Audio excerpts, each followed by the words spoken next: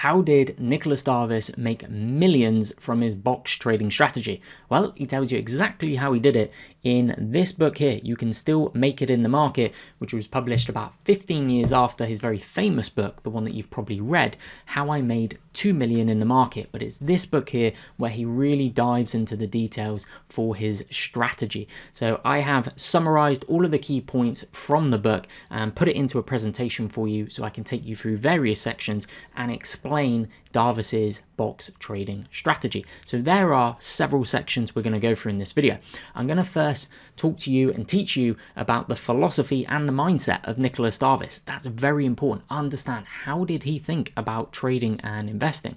The Darvas box strategy, we're going to be looking at entries, exit, trade management across multiple different timeframes, Darvas stock selection and criteria, including screening and fundamentals. I'm going to show you a couple of market Smith charts as well to illustrate the growth type stocks he would be focusing on. They're today's video sponsor. If you're interested in a discounted market Smith chart, there is a link in the comment section below. We're then going to go on to the Darvas portfolio construction. According to Darvas, how many stocks should you hold in your portfolio?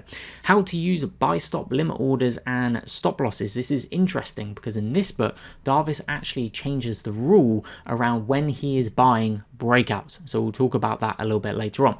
Going to look at his risk management, and then we're going to do a detailed trade example at the end. So let's go into our first section, which is looking at Darvas's philosophy and mindset. So let's get into understanding, how did Darvas think about trading and investing? Now, I'm not going to read all of these out to you verbatim. I'm just going to highlight them. Darvas was very much focused on identifying new growth stocks, leading stocks of tomorrow. As he says here, he wasn't interested in IBM. He was interested in IBM of the future. How could he get on board during the early phases of its growth run? Very, very important. He was very much focused on growth stocks, impressive earnings, sales, and or expectations of big earnings to come in the pipeline. He also has an excellent quote down here, by the way. No company with a promising future goes unnoticed in the market. There are too many knowledgeable and hawk-eyed professionals around for that. How's one way that you can identify those? As Darvas teaches, it's relative strength. Next page. Bitter experience taught me that I could not possibly win in the market if I allowed my emotion to influence my decisions. So even 50 odd years ago, Darvas is talking about keeping emotion out of your trading. So he was very mechanical in terms of his process. He also said here, it is far better policy, I have found, to buy dear and sell dearer. So you're going to find when we're doing the screening that he's looking for stocks near 52-week highs, not 52-week lows. Another one here, he was trying to make big profits while reducing the margin of error to a minimum. That is a golden nugget. Making big profits while reducing the margin of error to a minimum. Risk management was so important for Darvas, as some of these other quotes highlight. Never enter the market without protecting yourself against loss. There's no sure thing in the market. That is why you must always have a stop loss. Failure to sell a falling stock is one of the main reasons for poor investment results. Managing risk, managing the downside, Darvas used stop losses to aid him in that, was so important for him. So the next slide, I'm going to show you when Darvas made millions. So here is a weekly chart of the Dow Jones Industrial Average. This is very important to know. The market moves in one of two ways. Either a non-trending environment or a trending environment. That trend can be to the upside, so an uptrend, or to the downside, so a downtrend. Darvas made his biggest returns, especially when you read about how he made 2 million in the market.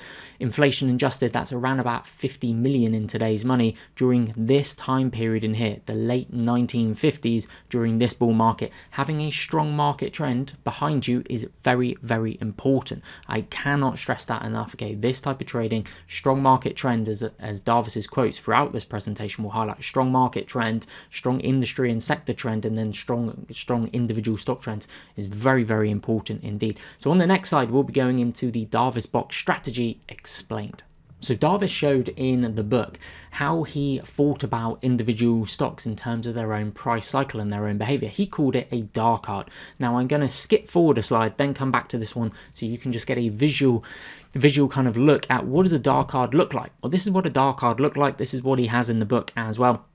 So these are those proverbial Darvas boxes, okay? These green areas, these Darvas boxes with the danger levels. And Darvas defines the danger levels as 5% below the bottom of the box. So when price is then trending up, if it then comes down through the danger level, the proverbial danger level, that is then when he would be stopped out of a position. But he was obviously looking for stocks in rising uptrends, such as these wiggly blue lines show on here, okay? How a stock is moving, then he's looking to time the breakouts from such boxes into then higher boxes and ride the trend up, and then you can see get out when the end of the trend comes, which he was very much, and he has quotes in the book as well, he was expecting the trend to end. That is why he thought about these boxes and using the danger levels, using a stop loss, but letting his mechanical stop loss decide. So how do these Darvas boxes, these dark cards become constructed? Well, price of a rapidly rising leading stock reaches a resistance point which it does not surpass for 3 or more consecutive days. This is Darvas's definition in his own book.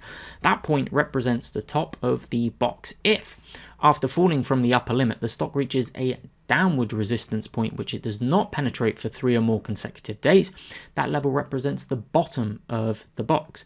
The shaded danger area is indicated when price falls 5% below the bottom of the box. So that's how to draw it. How do you use it? A stock in a rising trend when it is in its topmost box, as long as it remains there, its price fluctuation should be ignored and the stock is a hold. If the price of the stock moves above the top of the topmost box, the stock becomes a buy. A 10% stop loss should be set on the first breakout. Having formed a new higher box, if the price falls below the bottom into the shaded area of this box, the stock is a sell. There is no reason to hold or buy a stock that is not in its topmost box. And we have got a couple of examples. So hopefully that puts a little bit of explanation on how Darvas boxes and the dark card is constructive and how to use it as well. But we'll go into a couple of visual examples with charts that I've annotated, which would really help drive that home. There is a subtlety here. So once a dark card of the boxes has been drawn, the problem of when to buy is now resolved. Okay, the problem of when to buy is solved immediately, I should say, is the quote. The right moment to buy a stock is when it is in its topmost box and it breaks through the top of the box into new high ground. Darvas loved breakouts going into all-time high territory. Thus, if a stock is in a 30-35 box, say, and this was its topmost box, I would place an order with my broker to buy it as soon as it reaches 35.25. No further considerations were needed. However, this is something that he talks about in this book that he did not talk about in the book, How I Made 2 Million in the Stock Market, and this is a fairly significant change actually. Since I first started using the automatic buying method over 20 years ago, stock markets have changed. In recent years, I have found that a penetration above the top of the box is often immediately followed by heavy selling, which drops the stock a couple of points and drives it back into its previous box again. So a fake out breakout, in other words. A purchase on a first penetration, so penetration being breakout, can therefore lead to a considerable loss. The reason for this behavior may be that astute professionals and floor traders now know that a penetration above a resistance level is a signal for chartists to rush in and buy. So the professional traders take this opportunity to unload stock and thus make a point or two. In view of this, now I wait for a second penetration. This is the big change, okay? A second penetration before buying, i.e. a penetration above the top of the topmost box, a downward reaction, and then a further rise to a new high above the first penetration's high. I've got some examples of this to explain it. If price does not drop back after the first penetration but goes on rising, I leave the stock alone. I never chase a rising stock. So what Darvas is saying there is he does not now buy the first breakout out of the box. He'll buy, as the stock then pulls back down, kind of tests and then reverses and go, he'll buy the next one. So let me illustrate that on the next slide. So we've got some examples to go through now. So here is example number 1 of 3. ASYS, and this is on the daily chart. So we can see that the stock makes a good move here, nearly about 50% in a short period of time. There's some volume coming through, a sudden large increase in volume. There's 52-week highs on the relative strength line. This is a free tool. Search my name in TradingView and you'll be able to find it. So the stock is a leader, big price advance on volume. And then we get the stock reaches a resistance point that is not surpassed for 3 or more consecutive days. So that's going to be this point here, which is a nice round number of $5. Then price pulls back down and the stock reaches a downwards resistance point not penetrated for 3 or more consecutive days. So there are some moves where it goes below, but it never closes below this 413 level. So we now have the top of our box and the low of our box, and it looks pretty much like a rectangle, doesn't it? So price is ebbing and flowing, bouncing around in this box. Now the first breakout is here. So the first breakout penetrates above $5. Then price pulls back down and it's on this next breakout here, the second breakout. Look at all the volume coming through, and you also get a little bonus here, a relative strength 52-week high on the breakout, huge volume coming through. The best breakouts will usually be accompanied by very large increases in relative volume. So what Darvas is saying is he would not buy this breakout here, the first breakout above. He would wait for price to pull back down and then take out the high of that breakout, which it then does over here. That there probably adds a lot of confusion, and it's probably not something you've heard about the Darvas method, because it is not talked about in his first book, how he made 2 million in the stock market. It's discussed in this book here, which is you can still make it in the market. That there is, I think, a pretty significant change. So you see this one here, a continuation type breakout. Well, this is our high here, and then this is our low here. So we have our Darvas box. This is the breakout here, but you'll note this is the first time price actually penetrates the high of this one. So Darvas would not have bought it here.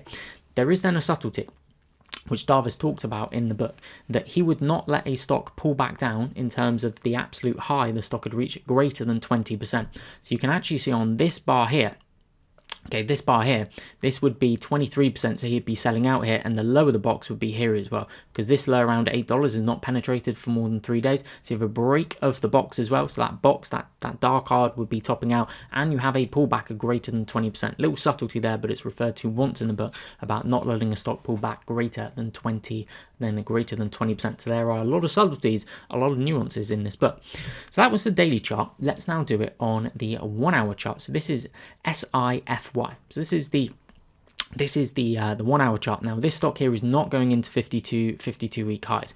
There is a caveat about 52 week highs, which I will come on to a little bit later on, which is subject to a bear market. Darvas would then not wait for leading stocks to hit 52 week highs, but we'll talk about that later on. So this stock here is just an illustration. So we have the high, okay, and we'll just use the amount of bars here. So we have the high, which is not surpassed for the next 3 bars. So that's our high, and it's not taken out here. This is our low, which isn't penetrated for the next 3 bars. So we have our highs, we have our lows, we have a big increase in volume with the relative strength turning up, and then we have the breakout over here. But again, this is now different from Darvas's first book, how he made 2 million in the market, to this book here. You can still make it in the market. This is the first breakout above that level. So what Darvas is saying here is he would not have actually bought that breakout, nor would he have bought the second breakout. What I do think is quite interesting and something to potentially note here is up here, we have our high, we have our low, so we have our box here, but this is the first breakout. So as Darvas, as on a couple of slides ago, I was saying, he wouldn't buy the first kind of breakout of the box, he would buy the second one. So this here is the first breakout. Darvas saying he wouldn't buy that, but then he would buy the second one. What I would say is, I actually think it's important to look at the characteristics of what is price doing underneath the breakout level. So you can see on this first breakout here, do you note how price is just consolidating in a very tight manner just below the level? And look how the volume dries up. Looks very similar to up here as well. Whereas this first breakout, see how it's just run up from the bottom of the box to the top of the box. Price is running into overhead resistance, okay? There's going to be trap buyers up there, overhead supply is going to come into the market. This tighter consolidation below the breakout levels, I think, is very important. You can see it to an extent here as well. It's the first breakout that goes, but look at the tightness in price. Look how the volume dries up. Look at the tightness, generally speaking. Look how the volume dries up, albeit it does pop up a little bit around the average. Here would then be the high. This would be the low, which isn't then taken out for 3 consecutive bars. So a break of that would then be the top Darvas box, and Darvas would then be out there. Hopefully this is starting to make sense. We've got one more to do as well. So here is another one, and this is maybe a caveat to be thinking about as well. So in Darvas's, and I'm going to talk to you about buy stop limit orders a little bit later. So we have the stock that goes on a run here. Okay, there's good volume coming through. The relative strength line is good. There's 52-week highs. This is the high that is not surpassed for 3 days. And then this is the low, which is not surpassed for the next 3 consecutive days. So we have our high of our box. We have our low of the box. Price is then consolidating in a pretty constructive manner in this blue zone in our Darvas box. Volume is drying up as well. And then price breaks out of the box on earnings. So this may be an area for you to think about, okay? And I find this interesting, Darvas doesn't refer to it, that the breakout is on earnings, and it's the first penetration above the box, but it's on the earnings. So this is, again, it's very different. You probably haven't heard about this because you probably haven't read this book, which I'd really recommend, actually. I'll link it in the comment section below on Amazon, so you can get the correct one. But then thinking about actually the first breakout, if it's on earnings through the box, maybe you want to have a caveat that. Again, Darvas doesn't refer to it, so I don't know his views on that. I've just got to go that Darvas would not be buying the first breakout. So this breakout in here, again, is breaking out. Here's the high, here's the low. It's breaking out, but Darvas is saying he wouldn't actually buy it, which I actually think makes using the Darvas box by the strict rules, I actually think makes it much more difficult. You can see other videos on the channel for how I kind of think about trading characteristics that I'm looking for. But I'm telling you what it says in the book, which I think is fairly interesting. So next we will go on to the Darvas selection criteria, where we are looking at the fundamentals screening that Darvas would be looking for and the characteristics of individual stocks as well. So we've got a couple of slides on the Darvas selection criteria. These are all quotes from the book. It is far better policy, I have found, to buy dear and sell dearer. One factor, however, did give me reason to pause. I would normally not buy a stock unless, in addition to satisfying the requirements of my box theory, it had also broken through its all-time high. To wait for an all-time high under such circumstances, he's talking about a very long bear market, a 2-year bear market in the early 1970s, would be carrying caution to the ridiculous extremes.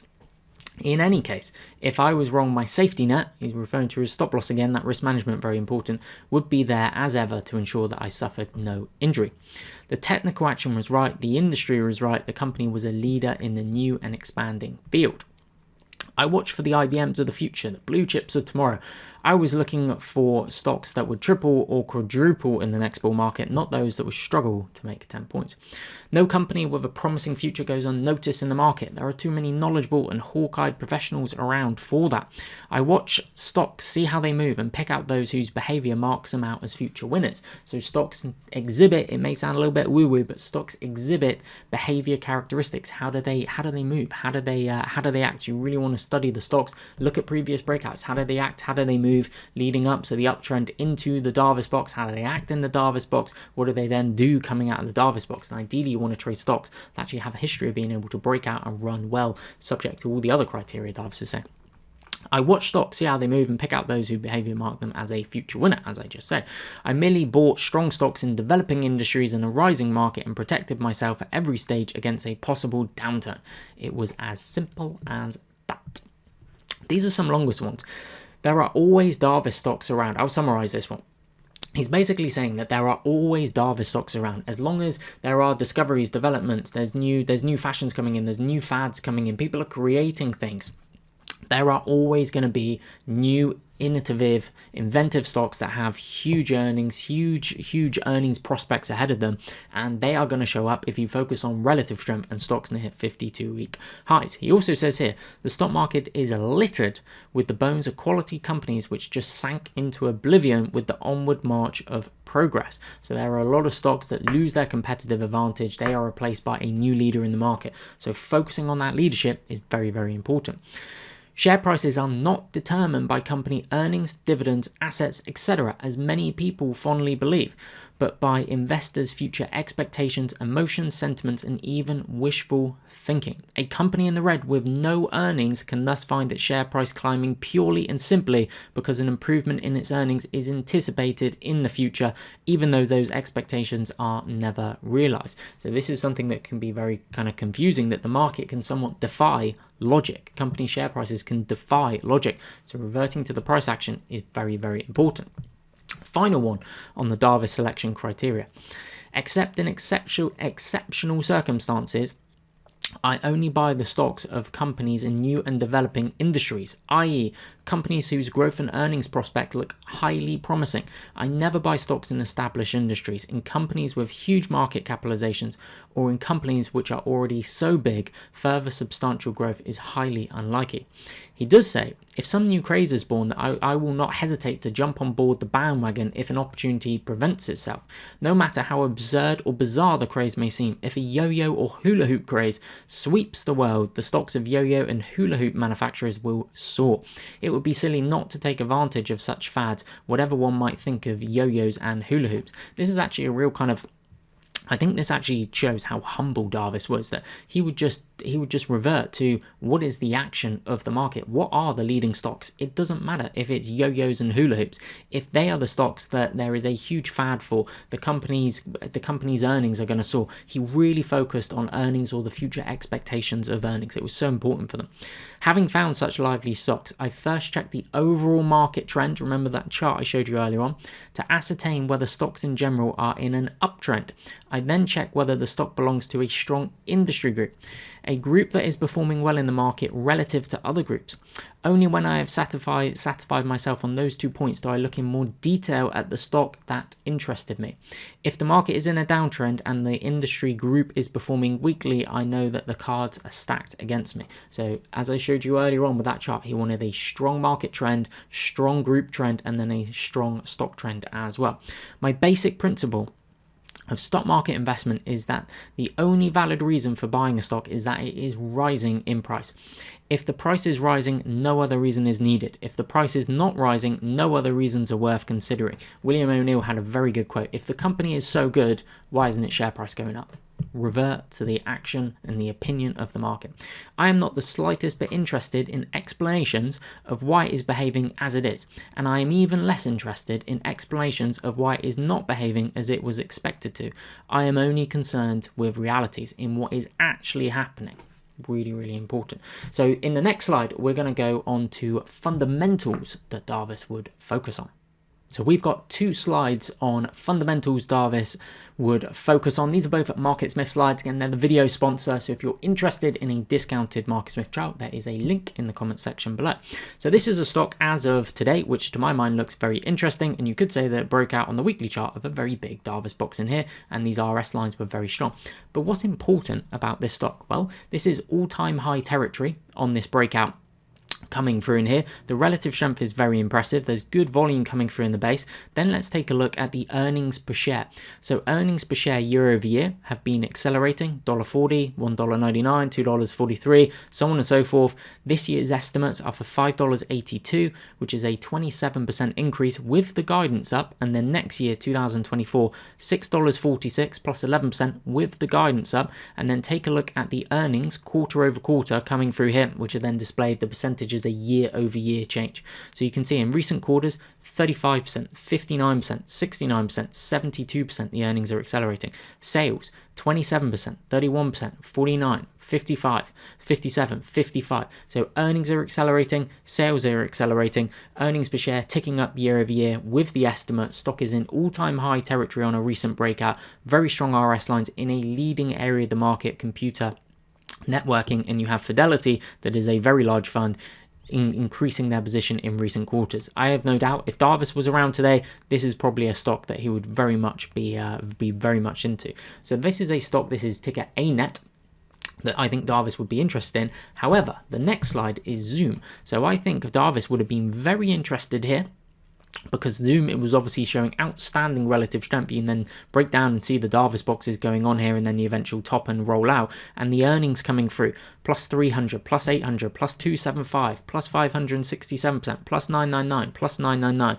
So a huge growth stock, but this is one where no matter how good the story is, and most of you have probably used Zoom as well and continue to use Zoom, it's understanding the price cycle. Phase 1, phase 2 uptrend. Darvas very much focused on just on stocks in the phase 2 uptrend, phase 3 distributional top, phase 4 decline down here. So I think Darvas would have absolutely no interest in Zoom at the minute, but would have plenty of interest in Arista, which is ticker ANET. And on the next slide, we're going to go into what would Darvas be looking for if he was around today and he was screening with today's tools. So this is my opinion on if Darvas was around today, what would he be screening for? What would his criteria be? And I think it pretty much boils down to this. I think he would be looking for a stock in a confirmed uptrend. So on the daily chart, that could be above the 200 SMA and also above the 50-day moving average as well. He would want a stock near 52-week highs, preferably within 20 to 10% of 52-week highs, because he was looking for all-time high breakouts other than when there had been a bear market. He would be looking for big earnings and or sales and or expectation of big future earnings. He was very much focused on the stock's earnings or the expectation of big future earnings. The stock is in an area of the market expected to see future growth. So he was looking for very strong stocks, leadership type stocks that were in new and developing areas of the market that were likely to see very big growth. So if you think about that now, that could be electric vehicles, it could be AI, it could be cryptocurrency related stocks, it could be solar if you think about kind of the macro case for solar over the next 5-10 years as well, with a transition in terms of energy. So he's looking for areas of the market likely to see very big growth in the future, and then those leading stocks within those future growth areas. He refers to it a couple of times as the space age in his book. He was looking for kind of space age stocks. The stock is a leader within its area from a technical and fundamental perspective. So looking for those strong stocks near 52-week highs or all-time highs, and had big earnings, big sales, and or big expectations of future earnings. He was not looking for the IBMs of the world. He was much more interested in the smaller or mid caps that were going to turn into the IBMs of the world. So he was looking for smaller or mid cap stocks that were then going to turn into the large and or mega cap stocks. Strong sector and strong group action, and then you could also add down here a strong market trend. On the next slide, we're going to be looking at the Darvas portfolio construction. So there's an interesting section of the book where Darvas lived in I think it was the King George V Hotel in Paris. He lived there for about 30 years, and he was friends with two of the workers there. And he asked the workers if he could see their portfolio holdings. And what he said to them, I think, was very interesting. So this is him looking at the two people that worked in the hotel who he was friends with. He was looking at their portfolios. My first impression as I scanned the Long's list of friends' portfolios, so people that worked in the hotel, of their stock holdings was the large number of holdings they had. Each list contained nearly 20 stocks. This was diversification gone mad. So Darvas thought 20 stocks was diversification gone mad. Diversification has serious disadvantages. Firstly, by spreading your money over a large number of stocks, you merely ensure that you will only get average results at best, since in any portfolio, the big profits generally come from only a small number of stocks. The others serve no useful purpose and merely drag the performance down. So think about the 80-20 rule there. 80% of your profits are likely to come from 20% of your trades. That's also just the 80-20 rule for life as well. Secondly, how can you possibly keep eye on so many stocks? So it's also the distraction of being able to make high quality decisions on all the positions you're in. I know my stocks are going to start playing up sooner or later. This is Darvas talking about his portfolio holdings. Paradoxical though it may seem, the fewer I have, the safer I feel. So Darvas, this is probably very different to many people. Darvas actually felt safer having less stocks in his portfolio. He felt like he could concentrate on them more and know his stocks better. So Darvas in his book, You Can Still Make It in the Market, during this chapter, when he was comparing how many stocks his kind of friends had, and they had around about 20, shows that he only had 4 stocks and was content. So I think Darvas is saying around about 4 stocks is how many he wanted. He didn't give a specific figure, but he showed 4 stocks, and from kind of the text in the book was illustrating that he was fairly content with around about 4 stocks. So on the next slide, I'm going to show you how to use buy stop limit orders and attach stop losses.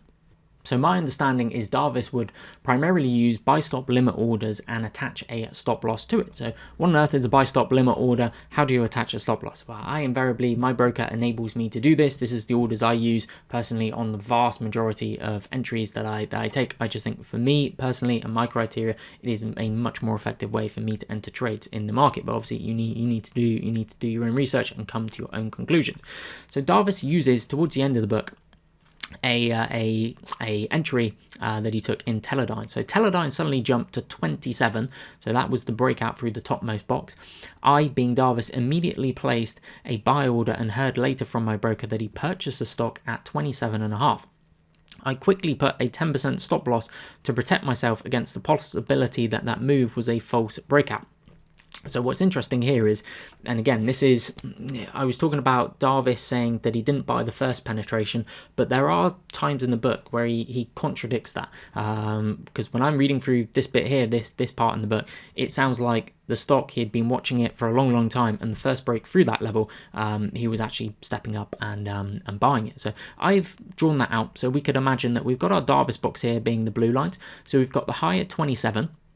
Darvas bought it at 27.5, and then I put this limit area of $28, and then let's say the low of the box is $25, and Darvas' stop loss, 10% as he refers to here, would have been at $24.75 if he bought it, as he says, at $27.5. So this could also be that kind of 5 below danger level shading that we looked at on the dark card. So a buy stop limit order, the buy stop is basically the trigger price. So this is basically an order to a broker that says if price goes through this level, then I want to buy. However, price could gap above that level. There could be a lot of slippage. It could gap up on earnings 30% above that level. Suddenly you're not filled at $27, you're filled 30% higher, and you're like, well, hang on a minute, what's going on here? Because the stock is gapped up. So attaching a limit to it is a way to control how much you're willing to pay for any shares. So think of the buy stop as the trigger price. So when $27 is taken out, that would be the buy stop. So the buy stop would be at $27. Then if the limit was set $1 above that at $28, no shares will be filled above $28. But clearly, if the stock is thinner, so it's less liquid and price moves very quickly through that level, you may not get filled on all the desired shares that you wanted, if any, because price could just move really quick through that level and you do not get filled. So that is an advantage and a disadvantage of a buy stop limit order. It can control obviously how much you're willing to pay, but you may not get your allotted amount. You may not get any. But from my understanding, Darvas primarily used buy stop limit orders and then attach the stop loss as illustrated down here. So hopefully that gives you a kind of visual idea of how buy stop limit orders work. You will see them referred to in Stan Weinstein's book, Secrets of Profiting in Bull or Bear Markets, as well. I've got some other videos on the channel where I talk about them as well. So on the next couple of slides, we're going to be going into risk management. So we've got 2 slides on risk management, and this was a continued theme throughout the book. Darvas's focus and just stressing the point of importance of risk management. So I'm going to read you some what I think are very important quotes from the book. I was trying to make big profits while reducing the margin of error to a minimum. My initial buy with a close stop loss also seems difficult for many people to swallow, despite the fact that it is based purely on observation of how share price movements actually behave. Never enter the market without protecting yourself against a loss. There's no sure thing in the market. That is why you must always have a stop loss. A bigger coward than I in the stock market has not yet been born. That is why I have developed the stop loss to such a fine art. Failure to sell a falling stock is one of the main reasons for poor investment results. My stop loss made the decision for me, and I lost no sleep worrying about it. Second and final slide for risk management. It was thanks to this strategy of cutting losses fast that I was saved from the ravages of the terrifying bear markets. There were some nasty bear markets in the 1960s and 1970s that he is referring to. If you buy it on the way up, but don't sell it at the right time, you could ride it all the way down again and end up back where you started or worse. So we've probably all been there. We've bought a stock, ridden the trend up, ridden it all the way back down to our entry point, and then actually come out of the stock with a loss. We're going to do the quote now where he refers to the 20%. Never be tempted to hold on to your stock once it has started to fall. Never give back more than 20% of your profit. Time and again, it being the stop loss has saved me from disaster when the market and my stocks turned around and went into a decline. I never enter the market without it being a stop loss. Many people who were all but wiped out in 1969 to 70 and 1973 to 74 bear markets would have given their right arm to have the foresight to use a stop loss. For them, it was a lack of a stop loss, not the use of one, that led straight to bankruptcy. That's very, very interesting quote. Even today, after 20 years in the stock market, I still treat stocks with the same respect a lion tamer has for his lion. So nothing has changed. He still respects risk. Now what we're going to do is I'm going to take you across onto TradingView, and I'm going to go through a detailed trade example for you. So we're now going to go through a detailed trade example and hopefully bring it all together. Now, the only thing here is, let's imagine that this has been a brutal bear market. So the stock is not moving into all-time high territory, but imagine that all of the fundamentals are ticked, so on and so forth, which for this stock is not. It's just a visual kind of a technical illustration to try and tie it all together for you. So we can see the stock is in a good uptrend here, good volume coming through, impressive RS line. Let's imagine it's in a leading area of the market. Okay, the earnings are very impressive for this stock. Sales are very impressive, so on and so forth. So this is going to be our high that's not taken out for the next 3 consecutive days. And then we have a low point here at 18.16 that is not also taken out for the next 3 consecutive days. So let's say we wanted to do a buy stop limit order. Well, from the top of the box to the low of the box, let's take a reading. And Darvas will often refer in the book that his initial stop loss was around about 10%. Well, if we wanted to go for an initial stop loss below the lows here in that kind of danger zone, that would be about 5.5%. So maybe for this illustration here, we don't actually need to be giving the stock 10% room. It could be somewhere between 5.5 and say 6.5 or 7.5%. So let's just keep that there. But then let's say we want to attach a limit to this stock and we want to buy it within 1% of the pivot point. So something like this here, we want to buy it somewhere between 1913 and 1934, like this. So I'm just going to move this across here like this, and let's just mark this in blue. So now we're getting an idea of we're using a buy stop limit order and attaching a stop loss, and our limit area is between 1913 and 1934. So we want to get filled somewhere in here. Earnings are the next day for this stock. Earnings actually came out after the market, so reaction is going to be the next day. So it's a constructive base going into earnings. Remember one of the examples, which was right move, I think, that I showed you earlier in the presentation. And let's say we place our stop loss down here. That's 17.96. So let's just imagine that that is going to be around about 6%. So we're going in with an initial stop loss of 6%. And then we get filled in here. But let's imagine we get filled at the upper range of our limit. So let's say we get filled at 1932. So 2 cents underneath the limit of 1934. We were not willing to pay any more than 1934, and we got filled on our position at 1932.